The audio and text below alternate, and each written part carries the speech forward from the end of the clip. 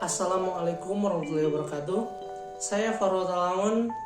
Saya akan menjelaskan tentang pembelajaran dari mata kuliah saya, yaitu Sosiologi Hukum. Yang kita mulai dari yang pertama, yaitu ada efektivitas hukum. Efektivitas hukum sendiri memiliki pengertian dari dua arti kata. Yang pertama efektif, atau yang berarti ada efeknya, dapat membawa hasil dan mulai berlaku. Yang kedua ada hukum, yaitu undang-undang, peraturan, dan sebagainya untuk mengatur pergaulan hidup masyarakat.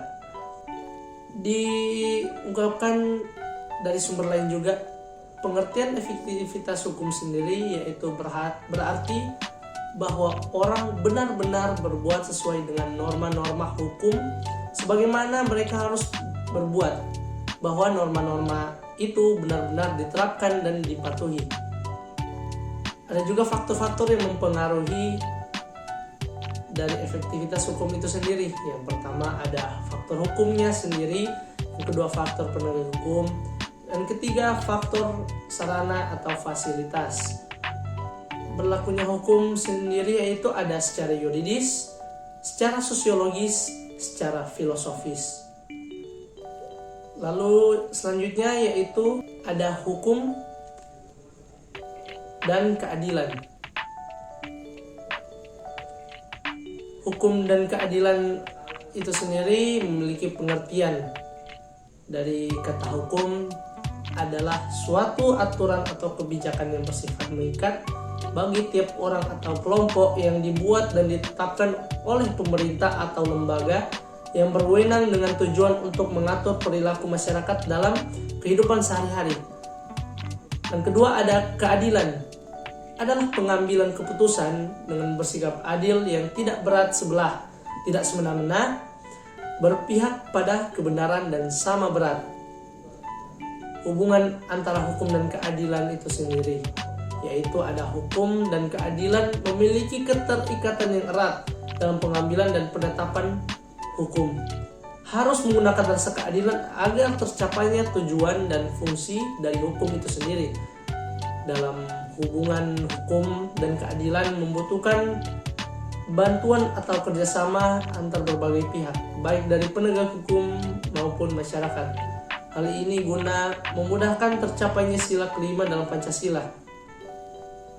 Selanjutnya ada hukum dan keadilan dalam perspektif sosiologi hukum. Hukum dan keadilan dalam pandangan sosiologi hukum belum memenuhi tercapainya keadilan sosial bagi tiap masyarakat, yang mana pada penerapan hukum yang berlaku seringkali tekad untuk bersikap netral dan berpandangan objektif tidak terpenuhi, sehingga efektivitas dari penegakan hukum itu sendiri terasa sangat tajam ke bawah dan tubal ke atas, yang mana ketika ada masyarakat kecil yang terlibat dalam pelanggaran hukum, maka mereka akan mendapatkan hukuman yang seberat-beratnya. Akan tetapi ketika para pelaku kejahatan besar seperti kolusi, korupsi, dan nepotisme terasa sangat sulit untuk disentuh hukum. Baiklah, selanjutnya ada perubahan hukum dan perubahan sosial.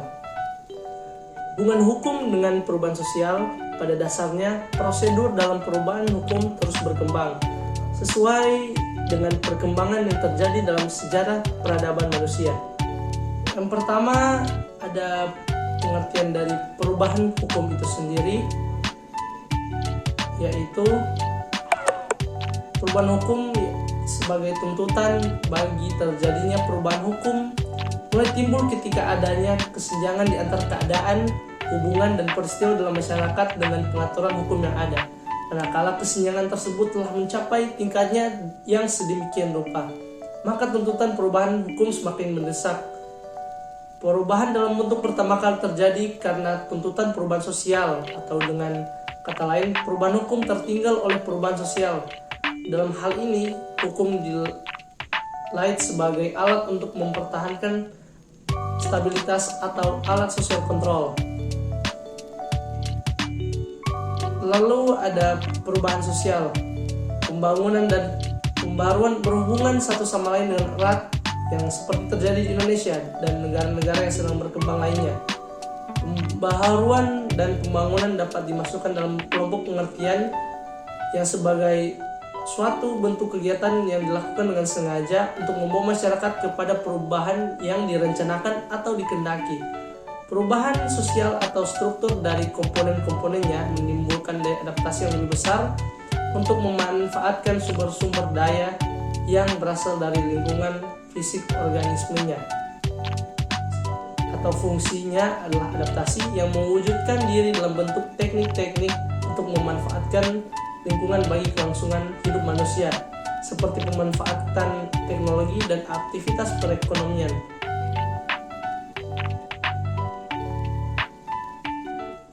Dan pada dasarnya prosedur dalam perubahan hukum terus berkembang sesuai dengan perkembangan yang terjadi dalam sejarah peradaban manusia. Hubungan hukum dengan perubahan sosial sendiri antara lain yaitu ada hukum sebagai sarana kontrol sosial, yang dimana posisi hukum itu sendiri berada sebagai kekuatan yang memantau roda kehidupan bermasyarakat agar tetap di jalannya.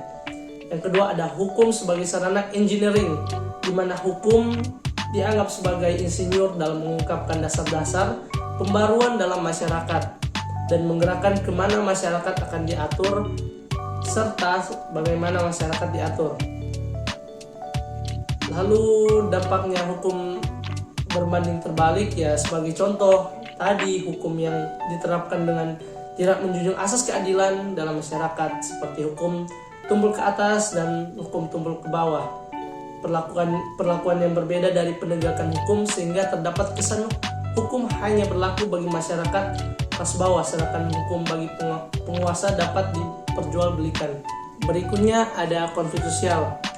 Konflik sosial sendiri berasal dari kata kerja Latin configere yang berarti saling memukul. Secara sosiologis, konflik diartikan sebagai suatu proses sosial antara dua orang atau lebih. Bisa juga berkelompok, di mana salah satu pihak berusaha menyingkirkan pihak lain dengan menghancurkannya atau membuatnya tidak berdaya.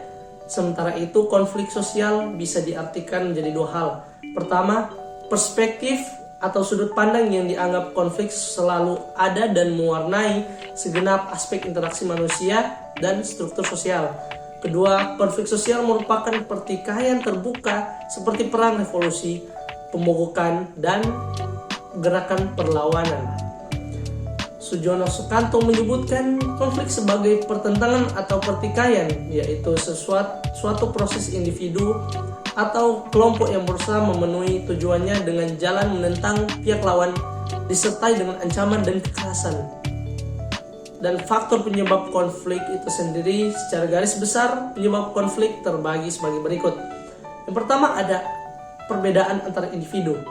Kedua, perbedaan kepentingan, perbedaan latar belakang kebudayaan, perubahan-perubahan nilai yang cepat, dan sebagainya. Dan juga jenis-jenis konflik sosial. Pertama ada konflik antara atau dalam peran sosial atau intrapribadi. Misalnya antara peranan-peranan dalam keluarga atau profesi. Konflik peran atau role. Konflik antara kelompok-kelompok sosial atau antar keluarga dan antar geng. Konflik kelompok terorganisir dan tidak terorganisir seperti polisi melawan massa. Konflik antar satuan nasional seperti kampanye dan perang saudara. Selanjutnya konflik antar atau tidak antar agama dan konflik antar politik. Akibat konflik sendiri yang hasil dari sebuah konflik terbagi sebagai berikut. Yang pertama, meningkatkan solidaritas sesama anggota kelompok in-group yang mengalami konflik dengan kelompok lain. Yang kedua, keretakan hubungan antar kelompok yang bertikai. Ketiga, perubahan kepribadian pada individu. Misalnya timbul rasa dendam, benci, dan curiga. Selanjutnya ada kerusakan harta benda dan hilangnya jiwa manusia, dan dominasi bahkan penaklukan salah satu pihak yang terlibat dalam konflik. Selanjutnya ada nilai-nilai moralitas hukum. Seperti yang kita ketahui, yang pertama itu moral adalah istilah manusia menyebut ke manusia atau orang lainnya dalam tindakan yang memiliki nilai positif. Ya, dan hukum adalah peraturan yang berupa norma dan sanksi yang dibuat dengan tujuan untuk mengatur tingkah laku manusia, menjaga ketertiban, keadilan, dan mencegah terjadinya kekacauan. Hubungan antara hukum dan moral pada hakikatnya sangat berdekatan. Hukum berisi dan merupakan sarana nilai-nilai moral yang ingin ditegakkan. Nilai-nilai banyak memberikan inspirasi pada norma-norma hukum dalam suatu masyarakat. Dan seperti diketahui juga, nilai moral merupakan suatu kesatuan yang tidak dapat dipisahkan dari ilmu hukum. Hukum tidak ada artinya jika tidak dibarengi dengan etika, sehingga kualitas hukum sangat ditentukan oleh kualitas moral. Di sisi lain, moralitas juga membutuhkan hukum, karena moralitas akan berada di awang-awang jika tidak diungkapkan secara jelas dalam masyarakat dalam bentuk hukum. Jadi hukum dapat meningkatkan dampak moralitas.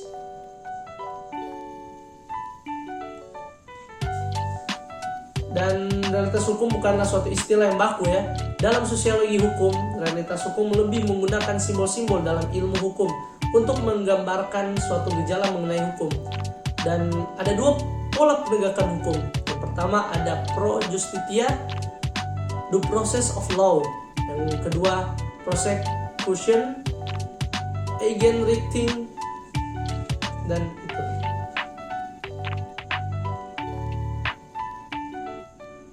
Lalu yang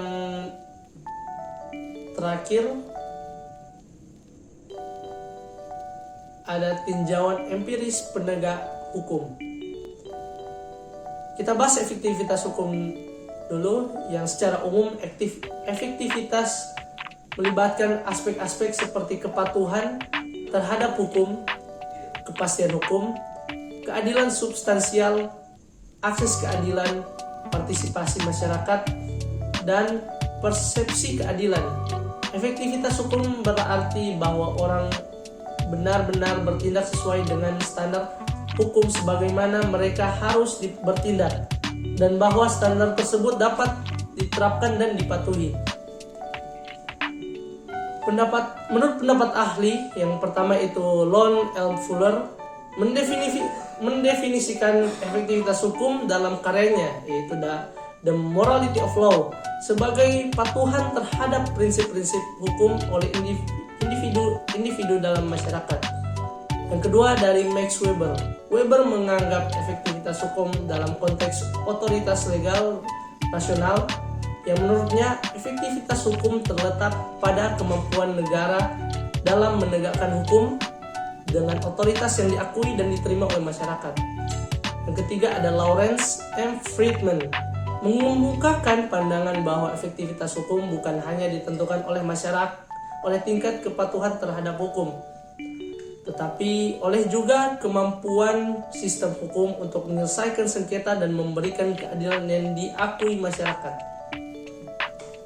Faktor-faktor yang mempengaruhi efektivitas hukum sendiri ada beberapa, yaitu kepatuhan dan norma sosial, keadilan dan legitimitas, penegakan hukum dan aparat penegak hukum, sumber daya, akses keadilan, perubahan sosial dan teknologi, kesadaran hukum dan pendidikan hukum, lingkungan politik dan sistem hukum.